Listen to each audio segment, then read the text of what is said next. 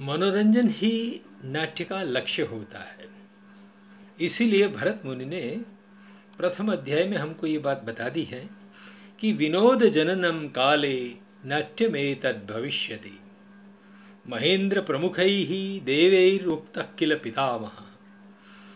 महेंद्र जिसमें प्रमुख है, इंद्र जिस की अगुवाई कर रहा है, ऐसे सभी देव ब्रह्मा जी को मिले और कहा कि क्रीडनीयकम इच्छामः, हमको एक ऐसा खिलौना दो जो दृश्य भी हो श्राव्य भी हो।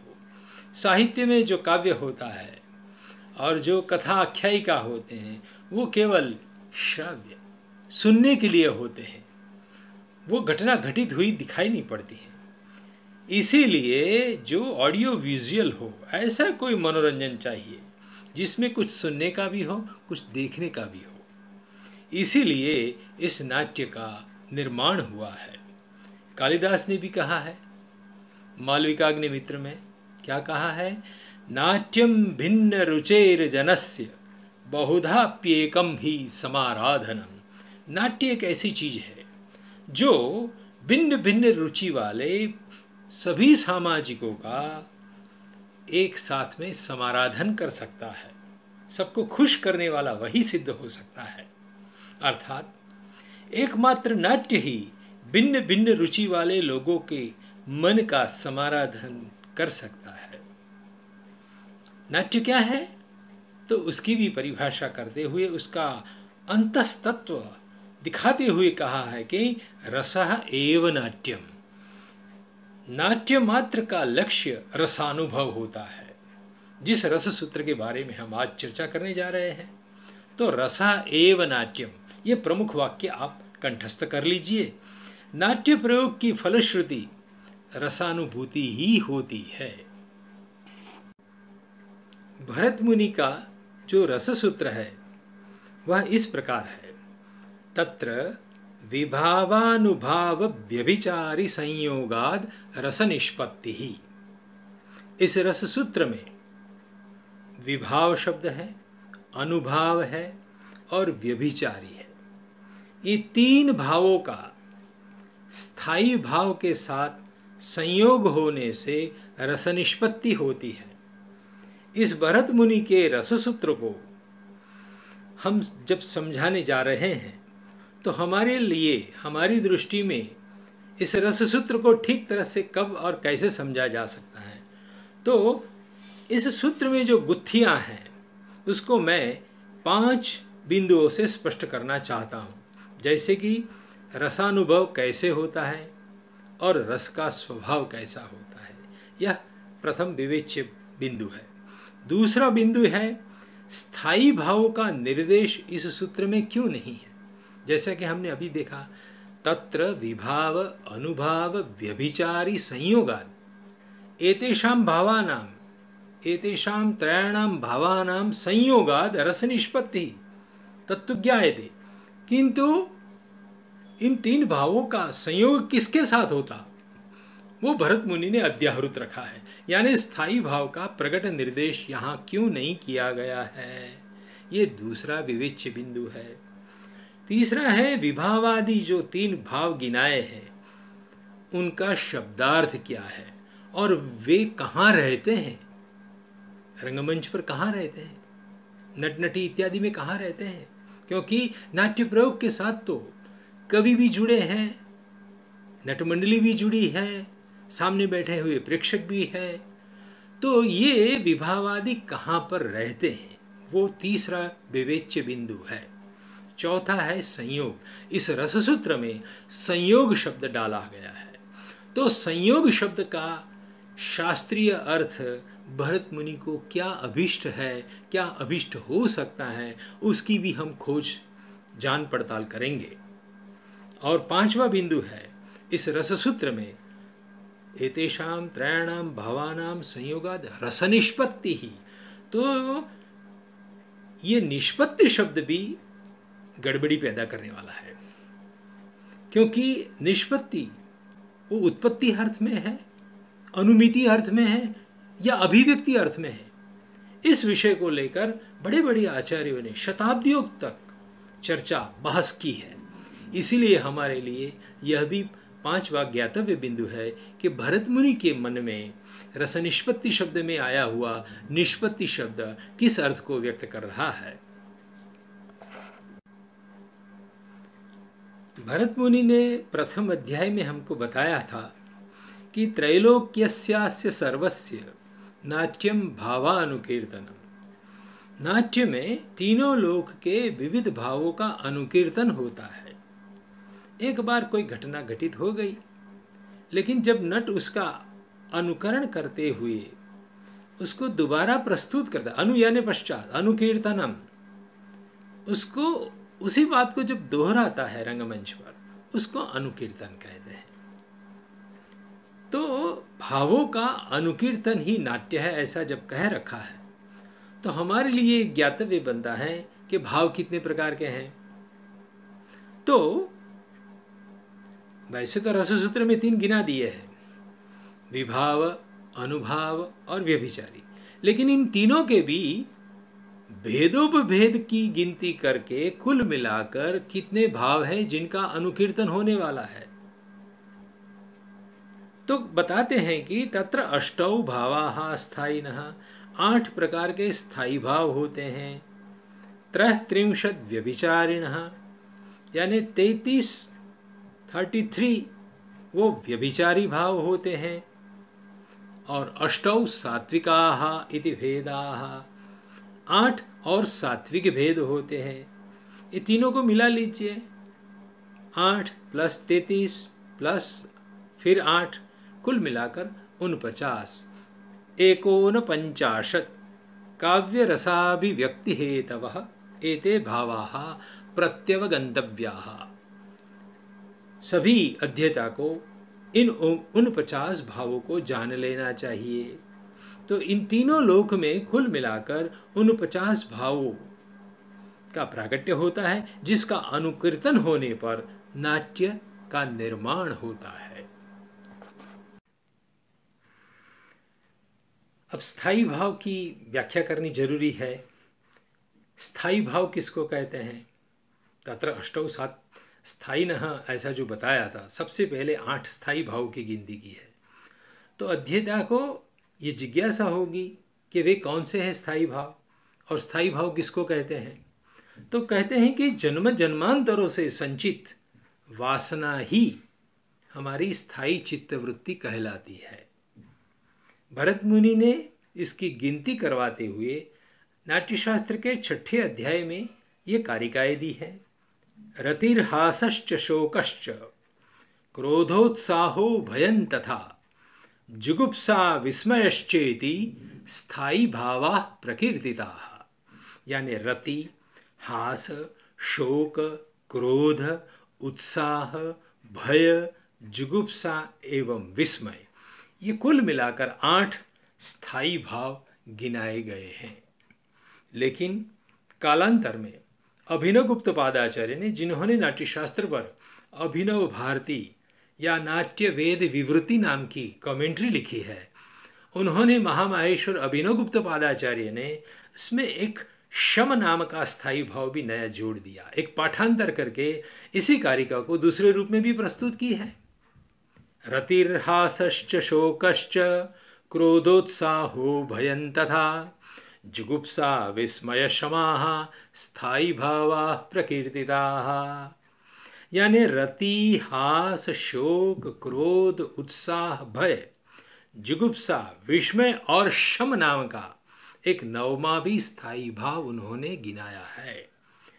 इस तरह से देखा जाए तो 8 या 9 स्थायी भाव होते हैं, जिसके आधार पर आगे चलकर 8 या 9 रसों की निष्पत्ति दिखाई जाएगी।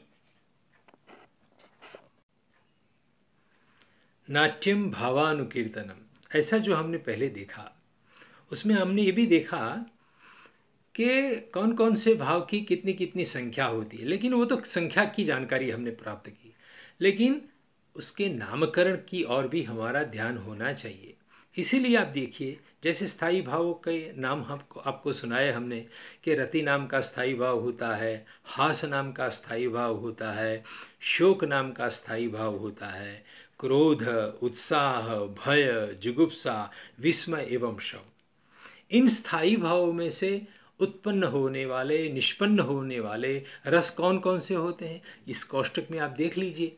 कोष्टक के ठीक सामने वाले तीसरे कोष्टक में जो दिखाया है वो इतने सारे रस निष्पन्न होते हैं। जैसे कि रति में से श्रृंगार की अनुभूति है, हास में से हास्य रस का निर्माण होता है, शोक में से करुण रस का निर्माण होता है, क्रोध में से रौद्र रस का निर्माण होता है, उत्साह नाम के स्थायी भाव में से वीर रस पैदा होता है, भय नाम के स्थायी भाव में से भयानक रस उत्पन्न होता है, जुगुप्सा में से बीभत्स रस का निर्माण होता है और विस्मय में से अद्भुत रस का निर्माण होता है।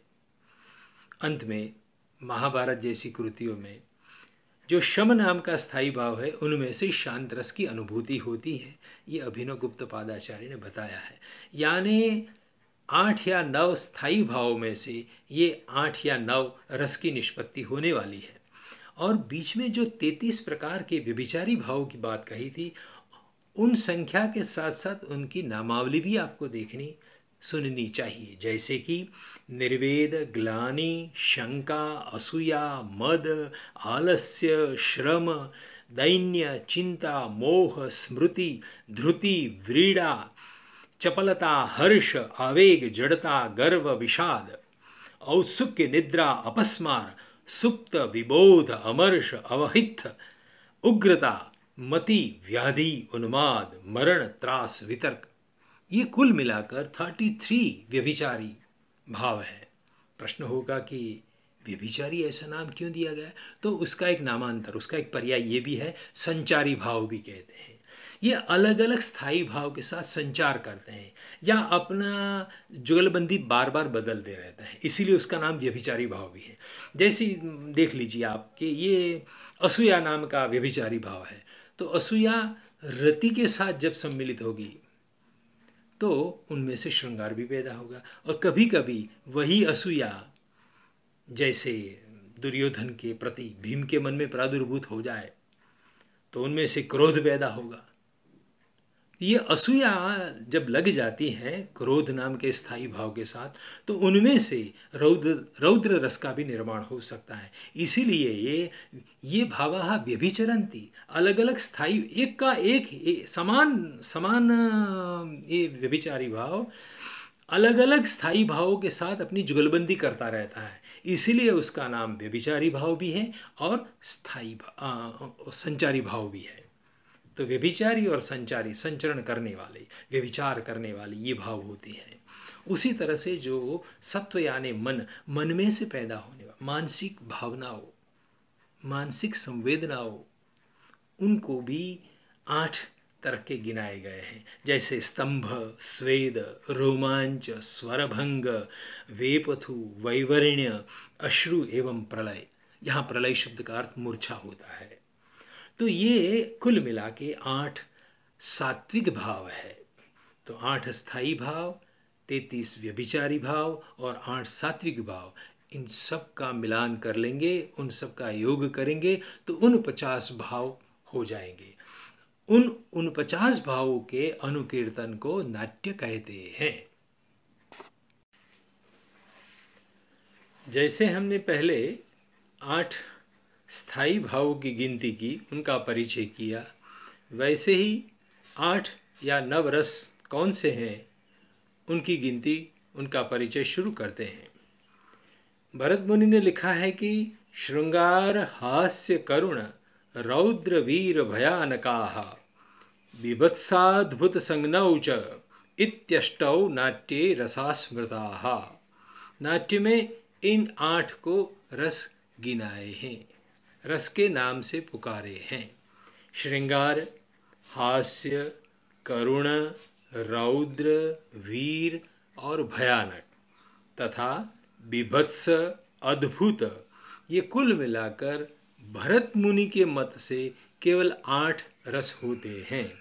लेकिन कालांतर में 11वीं शताब्दी में अभिनव गुप्त पादाचार्य ने एक जैसे शम नाम का स्थायी भाव जोड़ दिया, उसी तरह से उस शम नाम के स्थायी भाव से निष्पन्न होने वाला शांत रस भी कारिकाबद्ध किया गया, जैसे कि श्रृंगार हास्य करुण रौद्र वीर भयानकाः बिभत्साद्भुत शांताश्च नवनाट्य रसास्मृताः।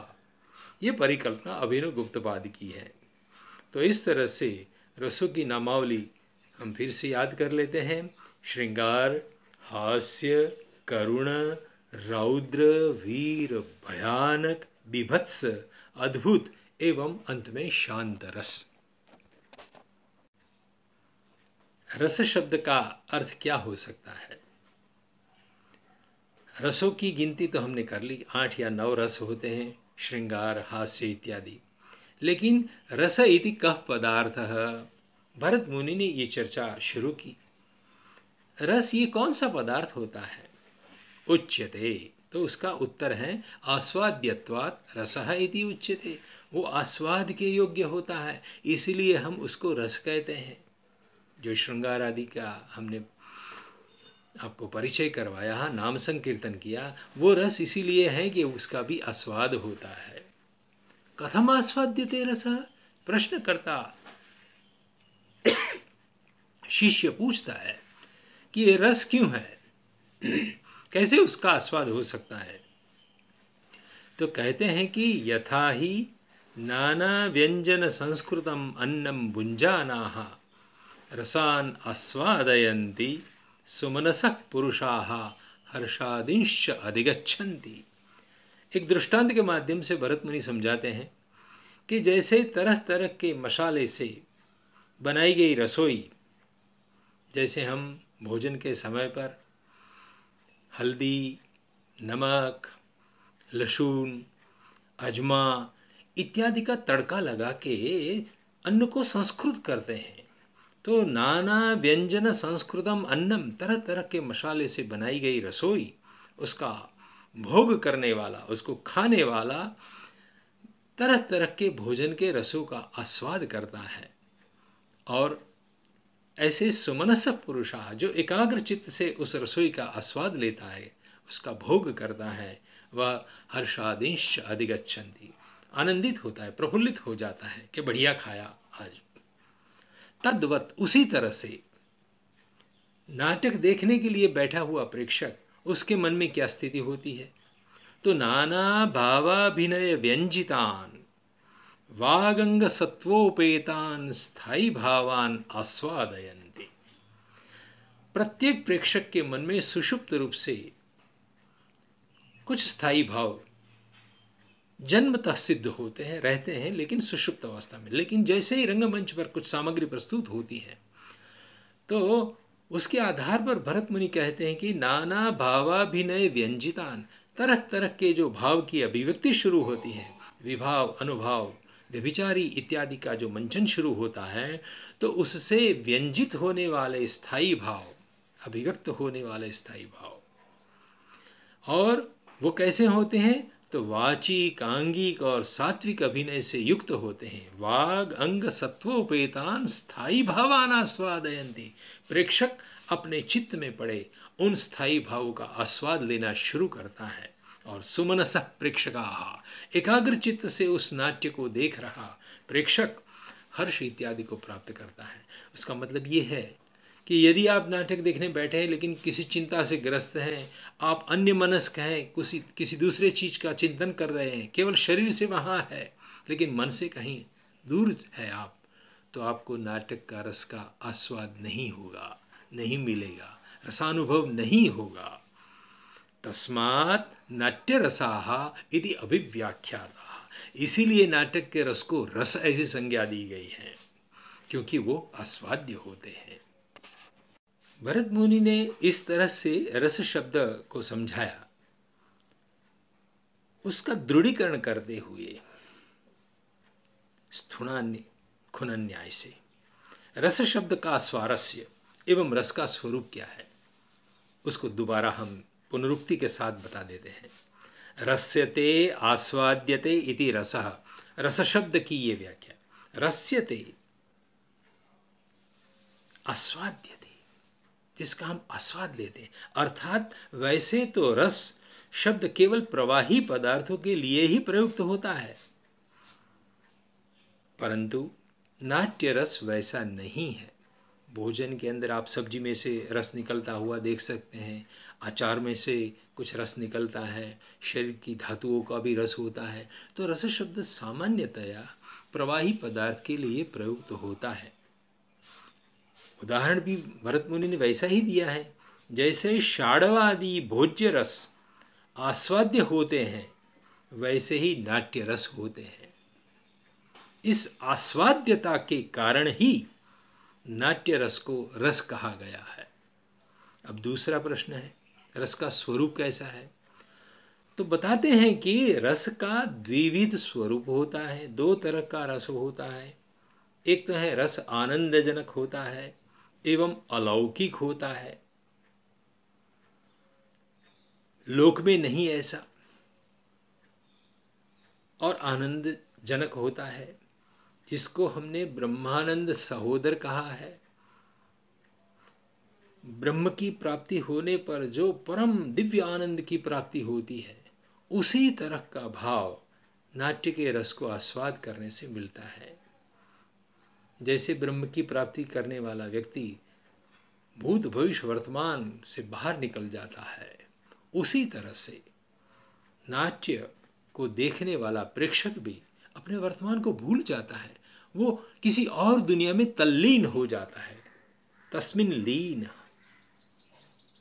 तो ये ब्रह्म के प्राप्ति के आनंद के बरोबर का सहोदर होके रहता है। तो रस का स्वरूप एक तो आनंदमय होता है और अलौकिक। उसकी लौकिक उसका अस्तित्व नहीं होता है, ये अलौकिक है।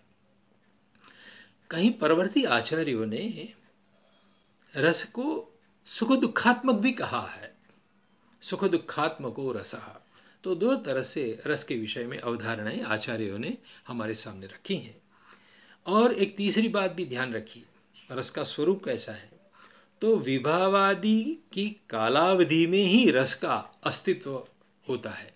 जब तक रंगपीठ पर, रंगमंच पर, रंगभूमि पर विभाव अनुभव व्यभिचारी आदि की उपस्थिति रहती है, तावत पर्यंतम एव रस का अस्तित्व होता है। जैसे वो विभाव आदि सामग्री हमारे आंख के सामने से हट जाती है, वो रस वहाँ पर उपस्थित नहीं रहता है। तो रस का ये स्वरूप है कि विभावादि कालावधि ही एव। अब हमें जो देखना है, समझना है, वह भाव क्या है। क्योंकि रस सूत्र में आए भाव शब्द का अर्थ और उनका क्या वैविध्य है, उसके बारे में अभी तक हमने विस्तार से नहीं देखा है। तो नाट्यशास्त्र के 6ठे अध्याय में तो रस की बात है, वो रसाध्याय है। लेकिन 7वां अध्याय वो भावाध्याय कहा जाता है। वहाँ पर भाव शब्द की चर्चा उठाते हुए प्रश्न किया गया है कि भावाः कस्मात्, भाव क्यों कहा जाता है, किस कारण से कहा जाता है। किम भवन्ति इति भावाः, किम वा भावयन्ति इति भावाः। क्या होता है, क्या करते हैं कि जिसके लिए उनको भाव कहा जाता है। उच्यते, तो उसका उत्तर दिया है, वाग अंग सत्वोपेतान काव्यार्थान भावयन्ति इति भावाः। वाणी और अंग तथा सात्विक से युक्त ये जो भाव होते हैं, वो काव्यार्थ का, नाटक में निरूप्यमान कथानक का हमें भावन करवाते हैं, इसीलिए उनको भाव कहते हैं। भाव शब्द के साथ ये बात भी जुड़ी हुई है, सामान्यतः हम संसार में जो भी चीज़ देखते हैं, नदी, पर्वत, समुद्र, उनको देख पर भी हमारे मन में कोई न कोई भाव पैदा होते ही हैं। कदाचित हम आश्चर्यचकित हो जाते हैं, भव्यता, दिव्यता हिमालय की, समुद्र की देखकर हम चकित हो जाते हैं, ये सब भाव है। उसी तरह से प्रिय या अप्रिय व्यक्ति से जब मुलाकात होती है तो भी हमें सुख या दुख का भाव होता है। तो ये सारे भाव शब्द से उल्लिखित होते हैं, लेकिन ये भाव लौकिक भाव है, लोक में होने वाला है। लेकिन रंगभूमि पर जब नट नटी अपने आंगिक एवं वाचिक आदि अभिनयों से काव्यार्थ का हमें जो भावन करवाते हैं उनको भी भाव कहते हैं। लेकिन ये जो भाव है वो अलौकिक है, कृत्रिम है, लोक में ऐसा भाव नहीं होता है। तो नाट्य प्रयोग में प्रस्तुत होने वाले ये भाव आस्वाद्य होते हैं और प्रेक्षक रंगभूमि पर आकारित हुए भावों की चर्वणा करता है और वही रसानुभव कहलाता है। जैसे हम इक्षुदंड को लेकर, ईख को लेकर, गन्ना को लेकर मुंह में चबाते हैं और उसमें से रव द्रवित होता है, उसका हम आस्वाद लेते हैं। बस उसी तरह से रंगमंच पर प्रस्तुत हो रही इन सारी भाव सामग्री की चर्वणा करते हुए प्रेक्षक रसानुभव करता है। जैसे पहले बताया है कि भरत मुनि ने अपने रससूत्र में तत्र विभाव अनुभाव व्यभिचारी संयोगाद रस निष्पत्ति ही ऐसा कहा है। तो प्रश्न होगा कि विभाव किसको कहते हैं और अनुभाव किसको कहते हैं। तो विभाव दो प्रकार के होते हैं, विशेषेण भवन्ति इति विभाव। तो एक होता है आलम्बन विभाव और दूसरा होता है उद्दीपन विभाव। नायक और नायिका का रतिरूप स्थायी भाव परस्परावलंबित होता है। जैसे कि दुष्यंत के चित्त में रहा रतिरूप स्थायी भाव वो नायिका शकुंतला पर अवलंबित है। तो दुष्यंत का आलम्बन विभाव हुआ शकुंतला और शकुंतला के हृदय में रहे, उसके चित्त में रहे रतिरूप स्थायी भाव का आलम्बन विभाव कौन बनेगा? दुष्यंत बनेगा। तो नट नटी नायक नायिका परस्पर के आलम्बन विभाव कहे जाते हैं। और रंगमंच पर जब वो उपस्थित रहते हैं तो आसपास में जो तपोवन है, उद्यान है, सांध्यकाल है, एकांत का संदर्भ है, तो ये सारे जो पेरिफेरी में, परिसर में परिस्थिति है, निश्चित समय स्थल काल, वो सारे रति के उद्दीपन विभाव बनते हैं। रति तो दोनों में सुषुप्त थी, लेकिन एकांत देखते ही, उद्यान इत्यादि का स्थान विशेष देखकर दोनों नायक नायिका की रति का उद्दीपन होता है। इसीलिए ये परिसर को उद्दीपन विभाव कहा जाता है। अब प्रश्न होगा अनुभाव किसको कहते हैं? तो अनु यानी पश्चात, पश्चात भवन्ति ये भावाः ते अनुभावाः। यथा शकुंतला को देखकर जब नायक नायिका की और हाथ प्रसारित करके बोलता है कि शकुंतला कैसी है, या तो अनाग्रातम पुष्पम किसलयमलूनम कररुहै। ये शकुंतला तो अभी तक जिसने सूंघा नहीं है, घ्राणेन्द्रिय से जिसको चखा नहीं है, ऐसा एक पुष्प है। तो ये जो दुष्यंत के मुंह में से एक वाक्य निकल गया अनाघ्रातम, ये वाचिक अभिनव शकुंतला को देखने के बाद हुआ, इसीलिए वो अनुभाव कहा जाता है। उसने जो शकुंतला की ओर आश्चर्य के साथ, आनंद के साथ हाथ प्रसारित कर दिया, वो उनका आंगिक अभिनव भी अनुभाव कहलाता है। और अनुभाव इसलिए भी ये कहा जाता है अनुभावयंती, जो सामने बैठे हुए प्रेक्षागार में प्रेक्षक है वो भी इन भावों का अनुभव करते हैं कि रति का यहाँ उद्दीपन हो रहा है, अनुभव पैदा हुए। तो ये सारा प्रेक्षकों के चित्त पर भी कुछ न कुछ प्रभाव डालता है। इसलिए अनुभावयंती, अनुभव करवाते हैं प्रेक्षकों को।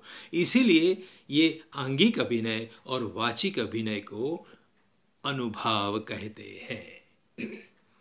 अब देखिए आगे हमने पहले बताया है आपको कि 8 स्थायी भाव, 33 व्यभिचारी भाव और 8 सात्विक भाव, कुल मिलाकर 49 भावों की बात हमने पहले कही है। तो प्रश्न होगा कि 8 सात्विक भाव कौन है? तो उसका एक सुंदर भावाध्याय में एक श्लोक दिया है भरत मुनि ने, जैसे कि स्तंभः स्वेदो अथ रोमांच स्वरभंगो अथ वेपथुः वैवर्ण्यम अश्रु प्रलयः इति अष्टौ सात्विका स्मृताः। ये सारे सात्विक भाव है। इस तरह से हम देखेंगे तो प्रत्येक भाव के संदर्भ में कुछ न कुछ समझने की आवश्यकता रहती है। अब हम 3 बात कहते हैं आपको। एक तो रससूत्र। रससूत्र में कितने भाव का निर्देश है, किसका निर्देश नहीं है। 5 भाव है और रसानुभव। भावों का रसानुभव के साथ क्या संबंध है, किस तरह का संबंध है। तो कुल मिला के भावाध्याय में 5 भावों की बात कही है। एक तो स्थायी भाव, दूसरे हैं विभाव, तीसरे हैं अनुभाव, चौथे हैं व्यभिचारी और 5वां है सात्विक भाव। प्रश्न होगा कि भरत मुनि ने रससूत्र में क्यों केवल 3 भावों का ही निर्देश किया, क्योंकि रससूत्र में तो तत्र विभाव अनुभाव व्यभिचारी संयोगाद रस निष्पत्ति 3 का ही परिगणन किया है। तो जैसे हमने पहले आपको बताया है कि भरत मुनि ने रंगभूमि पर उपस्थित होने वाली जो भाव सामग्री है वो त्रिविध है, उसका ही निर्देश किया है। रंगमंच पर जो आपके सामने प्रस्तुत होने वाला है वो तो विभाव है, व्यभिचारी भाव है और अनुभाव है। विभाव, अनुभाव और व्यभिचारी भाव। और जो स्थायी भाव है जिसका रससूत्र में निर्देश नहीं है वो कहाँ है, वो सामने बैठे प्रेक्षकों की चित्त में है। इसीलिए केवल रंगमंच पर प्रस्तुत होने वाली सामग्री के संदर्भ में ही 3 भावों का निर्देश किया है। और सात्विक का निर्देश क्यों नहीं है? तो कहते हैं कि ये जो 8 सात्विक भाव है वो प्रायः इन 33 जो व्यभिचारी भाव है उनमें उसका अंतर्भाव हो ही जाता है। इसीलिए उसका पृथक निर्देश करने की आवश्यकता नहीं रहती है। तो इस तरह से देखा जाए तो जो प्रेक्षागृह में बैठे हुए सभी सामाजिक हैं, जो स्पेक्टेटर्स है, वो रंगभूमि पर उपस्थित की जाने वाली भाव सामग्री की चर्वणा करते हैं, चबाते हैं। जब जैसे हम भोजन करते हैं तो भोग जिन चीज़ का हम करते हैं उसको हम मुंह में चबाते हैं, उसका आस्वाद लेते हैं रसनेन्द्रिय से। बस उसी तरह से रंगमंच पर प्रस्तुत हुई ये सारी विभाव, अनुभाव, व्यभिचारी भावों की जो प्रस्तुति है उसकी भावों की चर्वणा करता है। उस भाव चर्वणा को ही रसानुभव कहते हैं।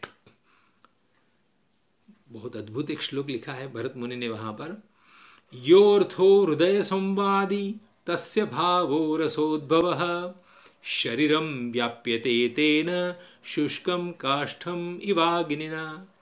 जैसे सूखे हुई लकड़ी को अग्नि चारों ओर से घेर लेता है, उसको जलाने लगता है, उसी तरह से ये रंगमंच पर प्रस्तुत हो रही विभाव, अनुभाव, व्यभिचारी भावों की जो सामग्री है वो भी प्रेक्षकों के हृदय को चारों ओर से प्रभावित करती है, हृदय के साथ संवाद साधित करती है और प्रेक्षक का वो चित्त, वो हृदय रसानुभव करने लगता है।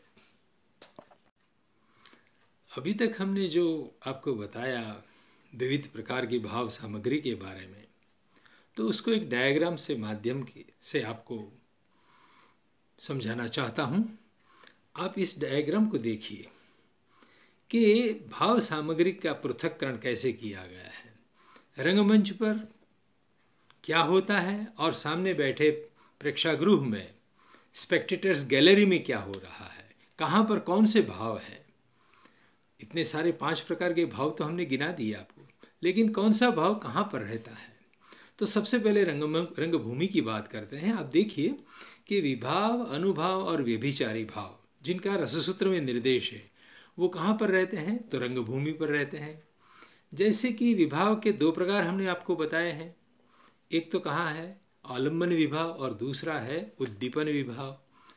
तो नायक और नायिका यानी नट नटी, पूरा नटमंडली का ही जिसमें समावेश हो सकता है, वो है आलम्बन विभाव। परस्पर के आलम्बन विभाव बनते हैं।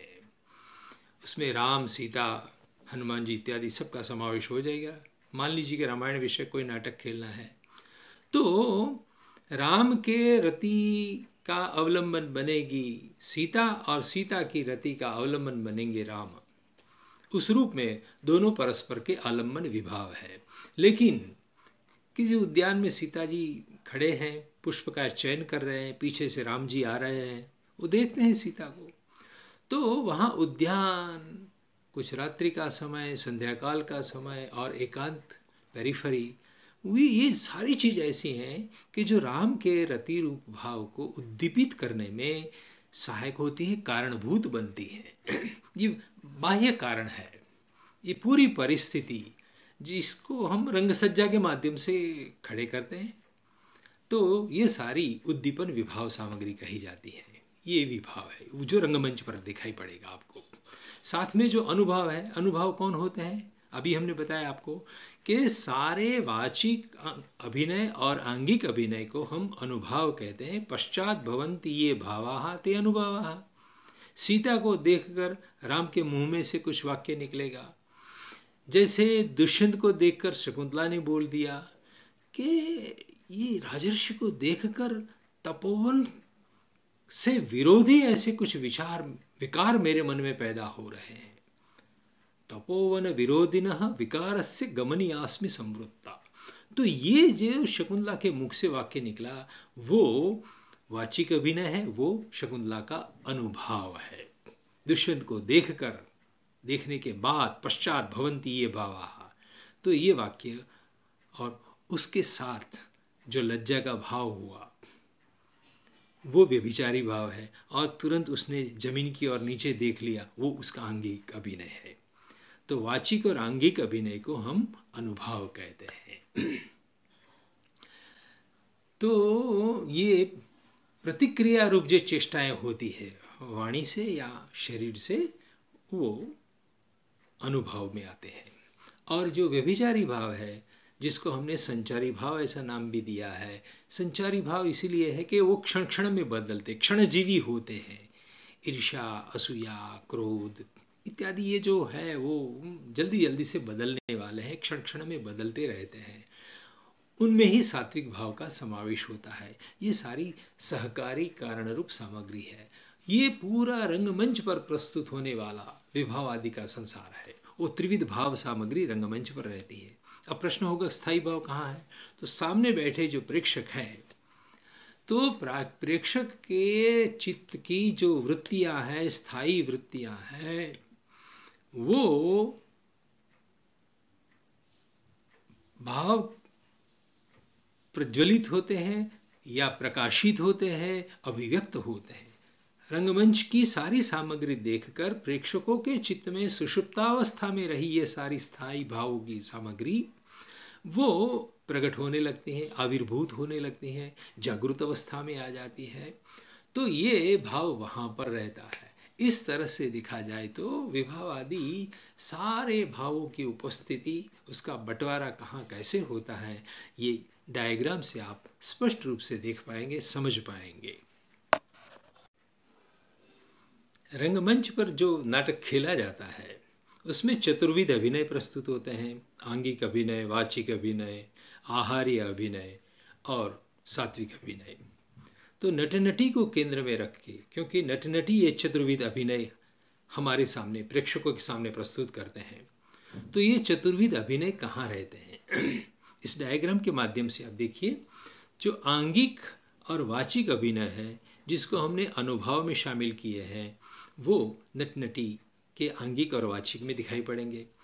और जो उद्दीपन विभाव की सामग्री है उसके लिए एक तो रंगसज्जा और दूसरी ओर नट नटियों ने पहने वेशभूषा, केशभूषा और मेकअप, ये सारी सामग्री उद्दीपन विभाव में आती है, लेकिन उसको आहार्य अभिनय कहते हैं। राम जी बनने के लिए मुझे बाहर से धनुष्य लाना पड़ेगा, बाण लाना पड़ेगा, मुकुट लाना पड़ेगा, तो ये आहरण करके लाई हुई जो चीज़ है उसको आहार्य अभिनय कहते हैं, जो उद्दीपन विभाव की सामग्री भी बनते हैं, कहे जाते हैं। तो इस रूप में आप देखेंगे। और जो व्यभिचारी भाव है, जो जिनमें से कतिपय सात्विक भाव में उसका भी समावेश हो गया है, तो ये सारा जो सात्विक अभिनय है वो व्यभिचारी भावों से या सात्विक से अभिनीत किए जाते हैं। तो आंगिक अभिनय, वाचिक अभिनय, आहार्य अभिनय और सात्विक अभिनय, इन चारों अभिनयों के द्वारा नाट्य मूर्तिमंत होता है, आकारित होता है, रंगमंच पर प्रस्तुत होता है। अब ये सारी बात आपको एक प्रैक्टिकल से दिखाई जाती है कि जहाँ पर हम विभावादि सामग्री किसको कहेंगे वो आपको स्पष्ट हो जाएगा।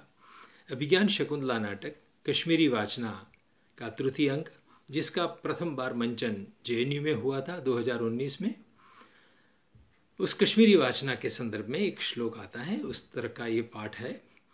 किम शीतलैः क्लम विनोदिभिरार्द्रवातं संचालयामि नलिनी दलतालवृन्तैः अंके निधाय चरणावुत पद्मताम्रौ संवाहयामि करभोरु यथा सुखम ते।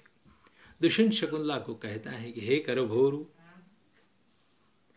अंके निधाय चरणों, तेरे दोनों पद्मताम्र वर्णी दोनों चरण को मेरी गोदी में लेकर आप कहो तो मैं उसका संवाहन, पाद संवाहन करने के लिए, चरण चंपी करने के लिए तैयार हूँ। या आप कहो तो कमल पत्र लेकर आपको मैं पवन झलने को भी तत्पर हूँ, सन्नद्ध हूँ। यहाँ पर आप देख रहे हैं कि सांध्यकाल है, एकांत है, मालिनी नदी का परिसर है, तो ये सारी उद्दीपन सामग्री है और दोनों सहेलियाँ चली गई है, यानी एकांत पूरा है। तो इस स्थिति में ये पूरा जो परिसर है वो उद्दीपन विभाव की सामग्री है। और शकुंतला मदन संताप्ता अवस्था में है, वो दुष्यंत का आलम्बन विभाव है, दुष्यंत का रतिभाव अभी प्रकट हो गया है, इसीलिए उनके मुख से ये शब्द निकल रहे हैं। तो उनको जो शकुंतला को उन्होंने करभोरु शब्द से संबोधन किया है वो उनका अनुभाव है। उनके जो दो हाथ आप देख रहे हैं, वो दो हाथ भी पाद संवाहन के लिए, चरण चंपी करने के लिए वो तत्पर हो गया है। तो ये सारा अनुभव है। इस तरह से आप देखेंगे तो पूरे नाटक में तरह तरह की, और शकुंतला बड़ी लज्जा के साथ झुक गई है, वो उनका व्यभिचारी भाव है, संचारी भाव है।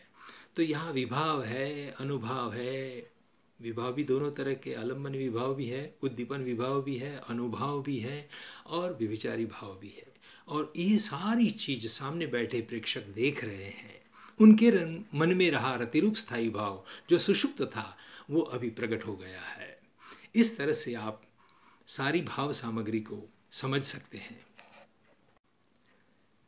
इसी बात को विशेष रूप से एक दूसरे डायग्राम से आप समझ लीजिए कि रंगपीठ का जो भाग है वहाँ पर नट एवं नटों का समुदाय है, जो आपके सामने विभाव, अनुभाव, व्यभिचारी भाव प्रकट करने वाले हैं, जिसका प्रदर्शन होगा, अभिनयन होगा चतुर्विध अभिनयों के माध्यम से।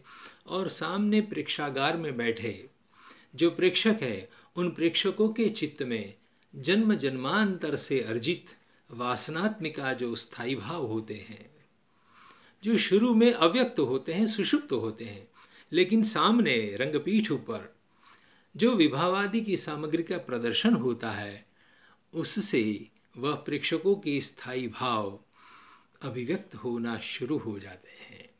तो ये नाटक की जो साइकोलॉजिकल प्रोसेस है, प्रेक्षकों के दिमाग पर क्या प्रभाव पड़ता है, उसका ये प्रदर्शन आपके सामने मैंने प्रस्तुत किया है।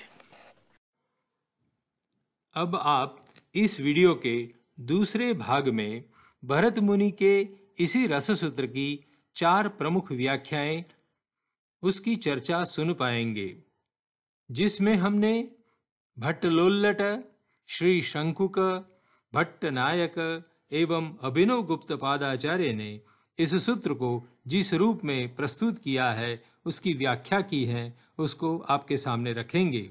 उसको देखना न भूले।